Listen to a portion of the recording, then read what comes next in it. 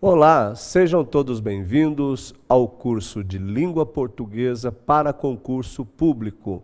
Você está iniciando o módulo de Tipologia Textual para o Ministério Público. Eu sou o professor Joseval Martins Viana e estarei aqui com vocês ministrando este módulo. O que é a tipologia textual? O que o examinador solicita do concurseiro que irá prestar o concurso para o Ministério Público no sentido de tipologia textual? Veja o seguinte, se nós observarmos a própria palavra tipologia já nos dá uma dica aí. Tipo é a espécie do texto. Logia é estudo. Então, a tipologia textual estuda a construção daquele texto para classificá-lo. Classificá-lo como? Classificá-lo como um texto narrativo, como um texto descritivo e assim por diante. Mas é interessante nós observarmos que quando nós falamos de tipologia textual, muitas vezes cai no concurso público um texto que não tem relação direta, por exemplo, com a narração, com a descrição ou com a dissertação, que são os tipos ou as espécies de textos mais solicitadas nos concursos públicos. Veja o seguinte, quando nós trabalhamos com a classificação, muitas vezes cai no concurso público um texto informativo, cai um artigo científico. Então eu preciso indicar, a partir daquela leitura do texto, qual é o tipo daquele texto? Ele é informativo? Ele é dissertativo? Ele é narrativo? Em alguns concursos eu já vi, já presenciei em razão da experiência das aulas ministradas para concurso público, em que o examinador coloca, por exemplo, um artigo científico e ele pede para classificar qual é o texto que foi dado, qual é a tipologia. E aí você não vai achar narração, dissertação, você vai observar que é o que é o mais próximo aí. Muitas vezes ele cai como um texto informativo, muitas vezes ele cai como um texto propriamente dito como um texto de artigo científico, às vezes ele cai lá uma carta. Então são textos que você vai classificar. Pois bem, aí eu selecionei para nós estudarmos hoje 4 tipos de texto. Vamos lá, então, quais são os textos que nós vamos estudar? Nós devemos estudar os textos narrativos, dissertativos, descritivos e injuntivos. Observe o seguinte, quando eu vou fazer a classificação do texto, eu preciso ter em mente o seguinte: nenhum texto só é construído, ele não é construído só, por exemplo, com texto narrativo, texto dissertativo. O que vai acontecer? Eu tenho, muitas vezes, eu trouxe um exemplo, inclusive, para vocês, em que eu tenho o texto narrativo.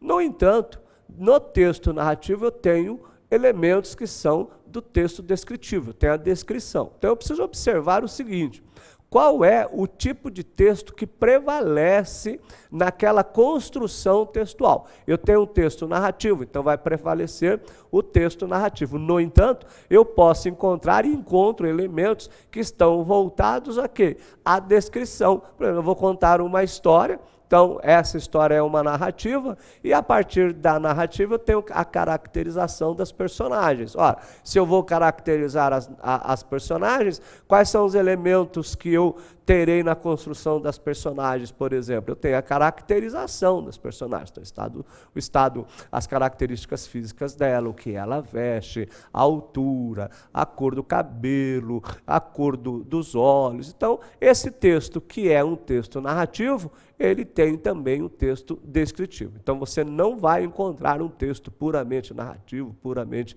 dissertativo, puramente descritivo. Com referência ao texto dissertativo, pode ser até que você tenha uma narrativa em que haja um ponto de vista apresentado pelo autor, e aí você tem também o argumento que o autor apresenta a fim de defender o ponto de vista dele. Então, é bom você estar alerta, sempre alerta, no sentido de saber que um texto não será totalmente narrativo. Ele tem o quê? A predominância. O que vai ser mais predominante nesse texto? A narração, a dissertação, a descrição? Então, é exatamente Ele é um texto injuntivo, como nós vimos aqui, que é uma espécie de texto que temos agora também na classificação dos concursos públicos. Temos também o texto dialogal. Eu vou trabalhar esses 4, já adiantando que o texto dialogal é muito fácil de se caracterizar. Quando cai o texto dialogal, são aqueles textos que são baseados em entrevistas. Às vezes, na revista, nós podemos ver que nas revistas de grande circulação no país, as primeiras páginas, muitas vezes, aparece a entrevista. Essa entrevista de pergunta e resposta, o editor ou o jornalista pergunta e o entrevistado responde, sempre aparecendo com aquelas características de quem pergunta e de quem responde. Isso é um texto dialogal. Então, se aparecer um texto no concurso público que seja dialogal, você vai assinalar o texto dialogal, tá? Que é o caso da entrevista. Então, vamos passar aqui para o primeiro momento o que é um texto narrativo. Olha, acompanhe comigo aqui. O texto narrativo conta uma história que pode ser real ou fictícia. Então, nós já aprendemos que sempre em que eu tenho um texto narrativo, eu tenho uma história. A partir desse momento, a história pode ser real ou pode ser fictícia. Não importa, desde que ela tenha o quê? Desde que ela tenha uma história a ser contada. Mas eu não posso partir só do pressuposto de que a história é apenas uma situação, uma consequência de fatos ou uma consequência de atos, ou só porque ela está trazendo uma história. Eu preciso outros elementos que vão, então, me demonstrar, elementos linguísticos que vão me demonstrar que eu estou diante de uma narrativa. Então, o que eu fiz? Eu trouxe para vocês aqui um texto muito conhecido do Manuel Bandeira, uma narrativa chamada Tragédia Brasileira, para nós podermos estudar a constituição do texto narrativo. Vamos, então, a uma primeira leitura. Misael, funcionário da fazenda, com 63 anos de idade. Conheceu Maria e Elvira na Lapa, prostituída, com sífilis, dermite nos dedos, uma aliança empenhada e os dentes em petição de miséria. Misael tirou Maria e Elvira da cidade, instalou-a num sobrado no Estácio, pagou um médico, dentista, manicura. Dava tudo quanto ela queria. Quando Maria e Elvira se apanhou de boca bonita, arranjou logo um namorado. Misael não queria escândalo. Podia dar uma surra, um tiro, uma facada. Não fez nada disso. Mudou de casa. Viveram 3 anos assim.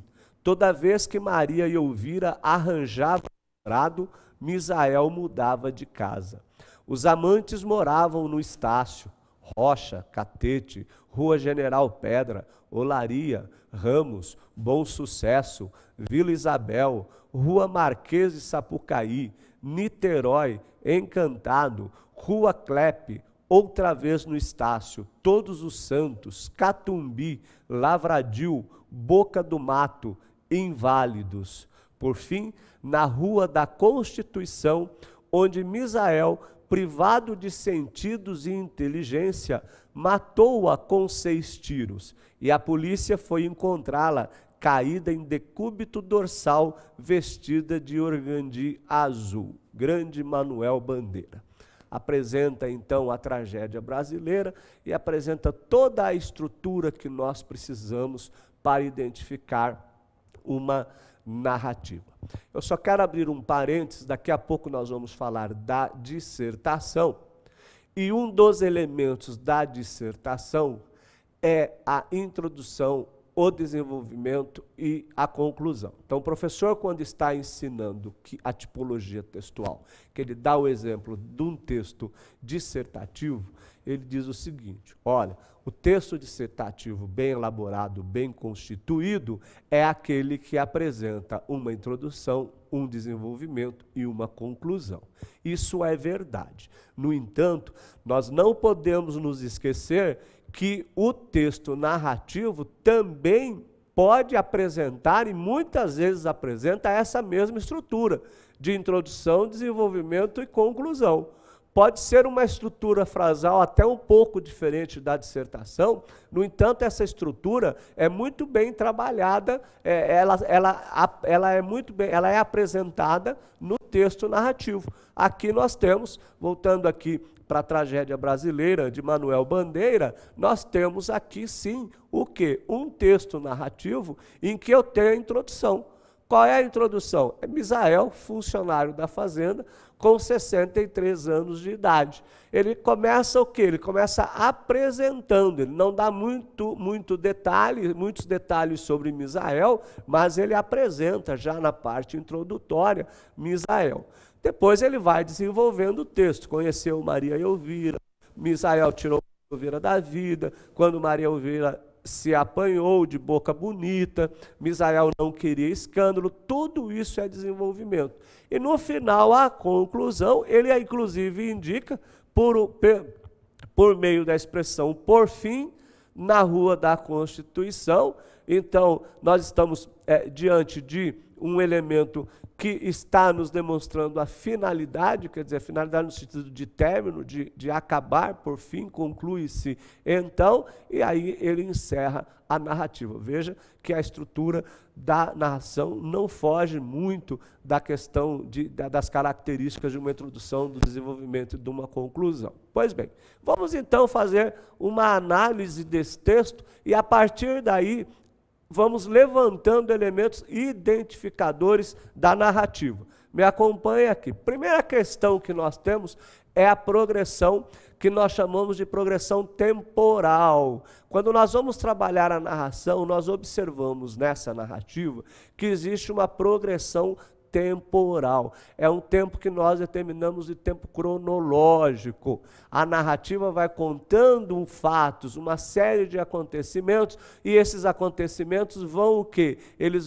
Esses acontecimentos vão se desenvolvendo, tá certo? Eles vão acontecendo de forma a caminhar com a história, a caminhar com a narrativa. Então veja que o elemento temporal é muito importante. Tá? Quando a gente fala, isso nós podemos observar com os elementos temporais, aliás, no texto nós vamos encontrar aqui, tanto Misael, que Misael mudou, 3 anos ele vivia assim, Misael agora está com 63 anos de idade, então nós podemos prever aqui nessa progressão temporal, que se ele tem 63 anos e 3 anos eles estavam vivendo dessa forma, nós concluímos que quando houve o homicídio, ele deveria de estar mais ou menos com 66 anos de idade. E aí, se você for lendo, você vai notar aqui uma progressão temporal, de tempo. Olha lá, Misael, funcionário da fazenda, com 63 anos de idade. Conheceu Maria Elvira na Lapa, prostituída, com sífilis, dermite, nos dedos uma aliança empenhada e os dentes em petição de miséria. Que eu tenho um elemento temporal. Está dizendo que havia uma situação temporal. Só que quando Misael encontra Maria Elvira, o que ele faz? Olha lá, Misael tirou Maria Elvira da vida, instalou-a num sobrado no Estácio, pagou o médico, dentista, manicure. Olha, observe que há o quê? Há essa progressão temporal. A ordem cronológica aí é uma ordem cronológica que vai caminhando para frente. Então veja que o primeiro elemento é o que nós chamamos de progressão temporal. Nós temos também o que nós chamamos da situação espacial. O que é essa situação espacial? É a localidade. E aí, nessa narrativa, a localidade se apresenta sempre muito expressa em razão dos próprios lugares em que Misael e Maria Elvira foram morando, em razão de Maria Elvira ir arrumando os amantes, não é isso? Aliás, na interpretação textual, nós podemos aí mais ou menos concluir que o número de cidades em que Misael e Maria Elvira moravam, o número de cidades está relacionado aqui com o número de amantes que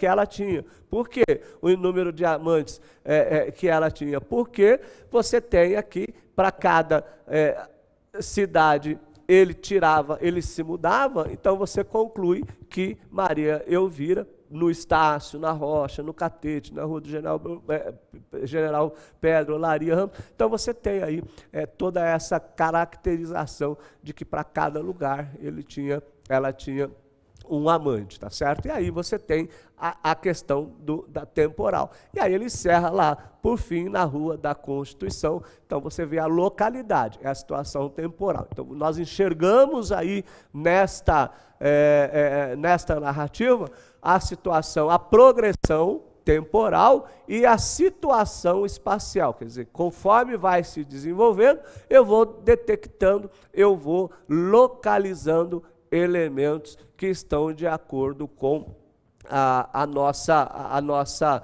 situação espacial. Vamos seguindo aqui, então, passagem de tempo, conforme nós falamos anteriormente. Veja que ele diz assim, viveram 3 anos assim. Né? Então, Misael estava com 63 anos. E aí esse desenvolvimento, essa passagem de tempo, também é detectada na narrativa. E, é claro, as personagens. Quando nós falamos das personagens na narrativa, nós lembramos dos personagens principais, dos protagonistas, lembramos dos personagens secundários. Aqui nós temos os 2 personagens, que são quem?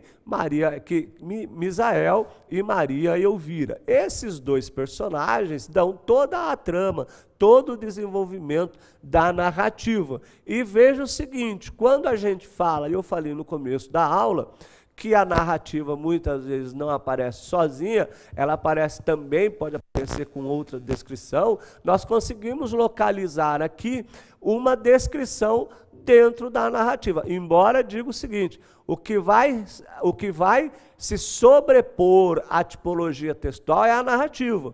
Mas pelo fato dela ser narrativa, não quer dizer que ela está isenta de aparecer no texto uma descrição. Olha, acompanhe aqui comigo para nós vermos aqui a descrição de Maria Elvira.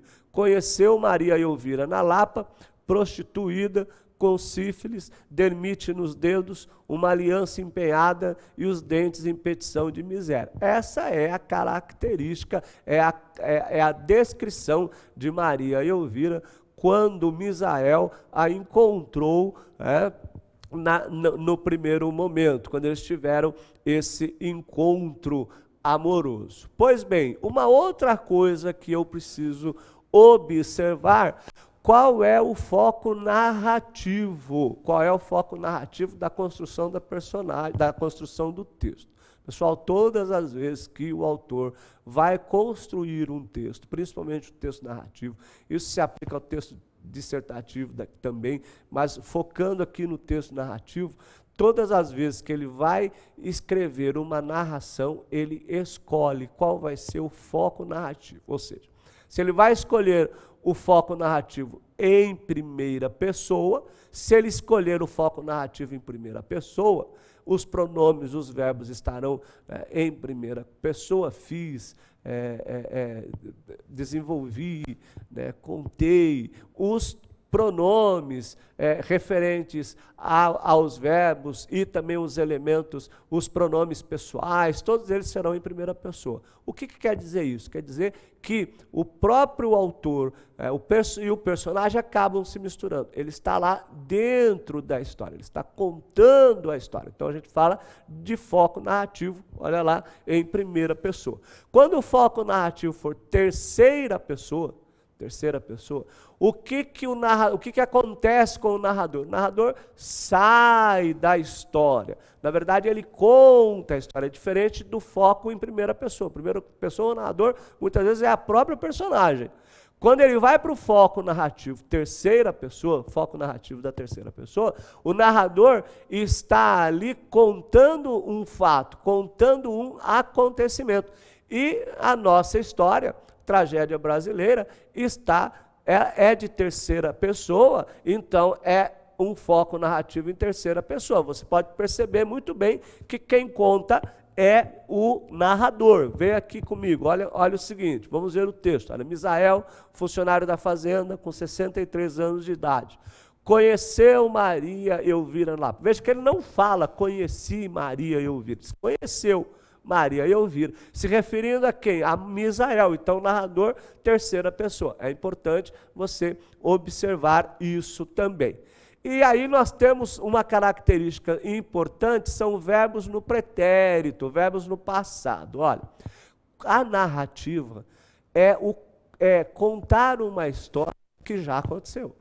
Olha, se já aconteceu, eu vou empregar verbos verbos no pretérito, né? Ou seja, verbos no passado, pretérito perfeito, pretérito imperfeito. E a caracterização da narrativa são verbos sempre no pretérito. Se você pegar qualquer história, qualquer narrativa, começar a grifar os verbos ali, você vai observar que os verbos estão sempre no pretérito, que é diferente daqui a pouco. Por que é importante isso? Porque quando nós estivermos estudando a dissertação, o verbo, por exemplo, aplicado na dissertação, na construção do texto dissertativo, são verbos que estão no presente, tá certo?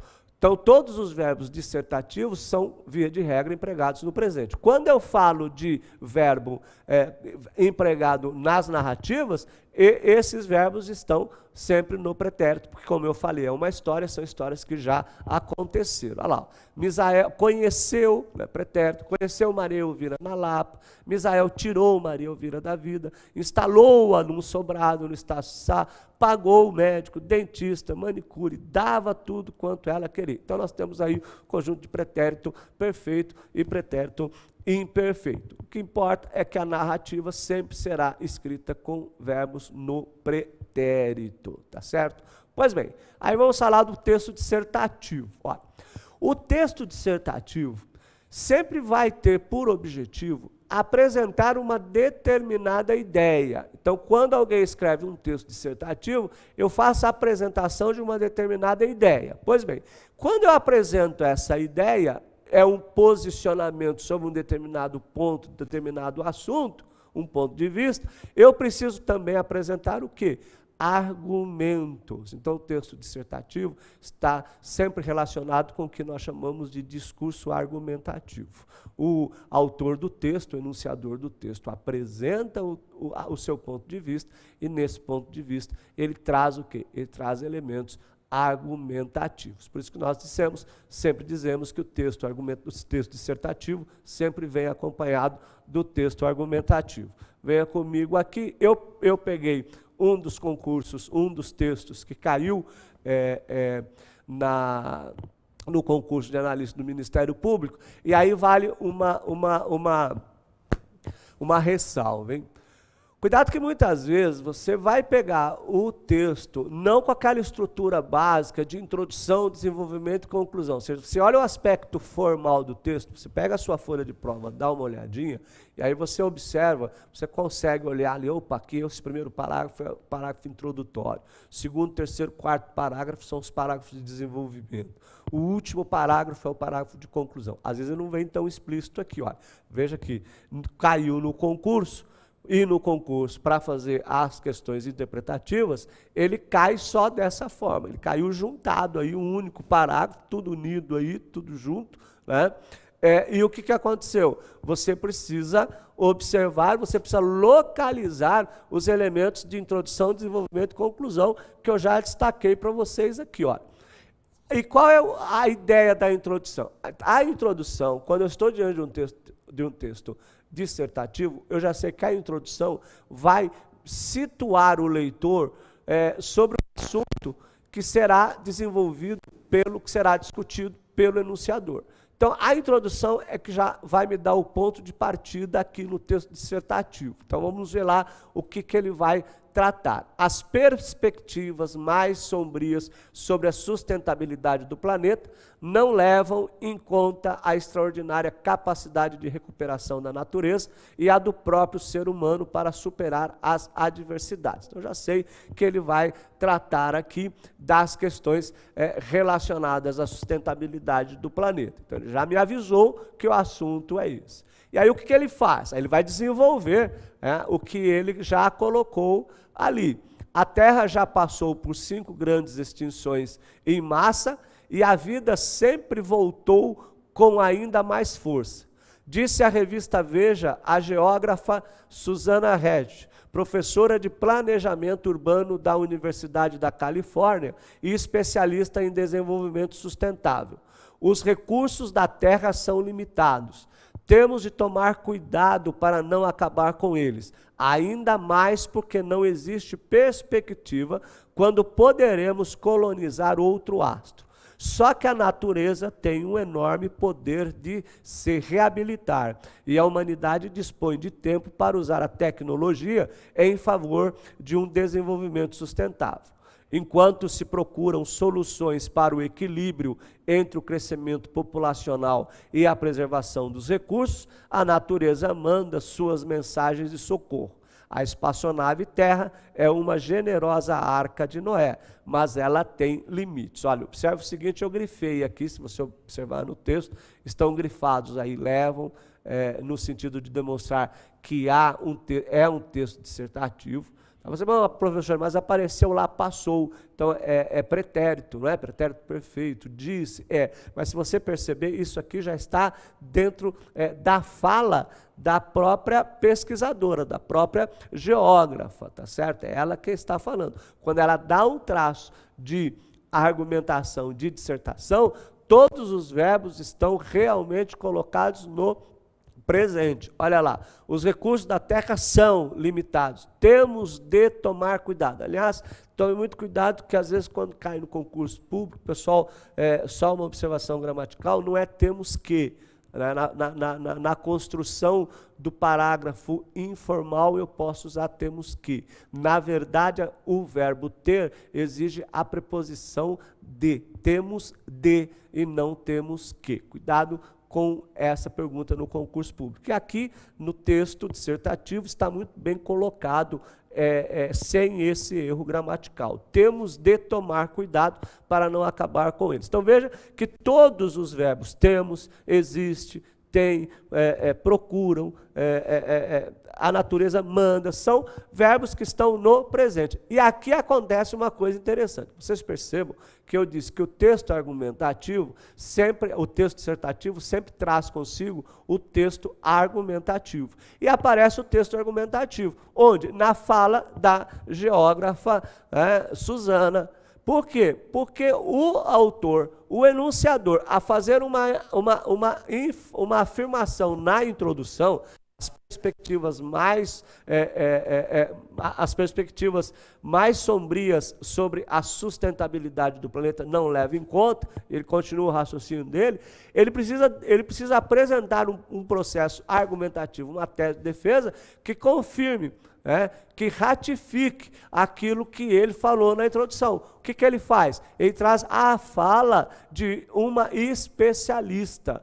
Isso tem um nome no processo argumentativo. Isso se chama argumentação de autoridade, argumento de autoridade. Eu cito alguém que é entendido no assunto para ratificar, para confirmar aquilo que eu estou falando no meu texto. Então, essa é outra característica do texto dissertativo. Então, eu já sei que os verbos estão sempre no presente, eu tenho o processo argumentativo, eu tenho a apresentação de um ponto de vista em que eu vou defender, e essa apresentação do ponto de vista, essa defesa pode ser totalmente a favor a determinado ponto de vista, totalmente contra a um determinado ponto de vista, ou parcialmente contra e parcialmente a favor. Vai depender, e é muito importante você observar isso no texto, tá certo? Principalmente quando se trata da compreensão e interpretação de texto. Por quê? Porque eu tenho que saber qual é o posicionamento do autor. Ele é contra, ele é a favor, até mesmo para classificar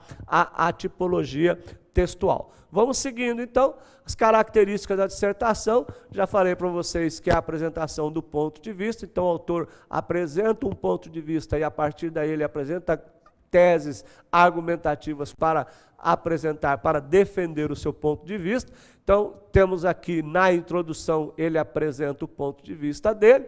E aí falei para vocês também dos verbos indicativos. Aqui alguns estão grifados, olha lá, os recursos da terra são limitados, temos de tomar cuidado para não acabar com eles, ainda mais porque não existe perspectiva de quando poderemos colonizar outro astro, só que a natureza tem e a humanidade dispõe. Então vejam que esses verbos grifados aqui estão voltados sempre para o texto dissertativo, porque eles estão no presente. E aí falei para vocês também o processo argumentativo, não é isso? Então ele aparece com a argumentação de autoridade, não é isso? A professora Suzana, conforme eu falei para vocês, dá o quê? Dá sustentação ao texto dissertativo.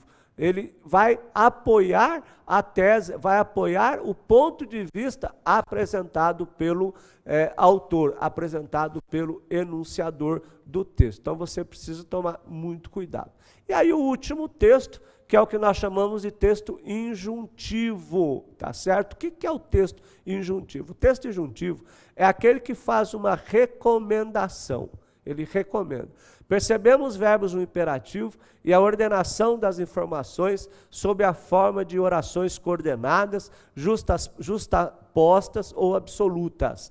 O exemplo mais prático é a receita. Sabe o que é o texto injuntivo? É aquele que faz uma recomendação. Então você tem o manual, você tem a receita de bolo. Por quê? Onde que eu tenho textos que estão no imperativo? Na receita. Faça isso, faça aquilo. E aí eu aproveitei para dar uma ideia do texto injuntivo. O que eu fiz? Eu trouxe aqui uma moqueca, uma receita de moqueca de camarão, que é exatamente a aplicabilidade do texto injuntivo. Limpe os camarões, olha lá, no imperativo, é uma recomendação, é uma ordem. Limpe os camarões e tempere com sal e suco de limão. Refogue todos os temperos por 15 minutos no azeite de dendê. Acrescente os camarões e cozinhe por 5 minutos com a panela tampada. Por último, acrescente o leite de coco e sirva com arroz branco, tá certo? Então veja que você tem aqui o texto injuntivo. Então veja o seguinte, quando você vai fazer o concurso público, é bom você atentar na classificação da tipologia, qual é a espécie de texto que pertence àquele texto que caiu na sua prova. Pode ser o texto narrativo, texto dissertativo, texto descritivo ou texto injuntivo. Então preste bem atenção na leitura, olhe bem para o texto, faça a classificação correta, porque nas alternativas sempre cai assim, diante desse, temos um texto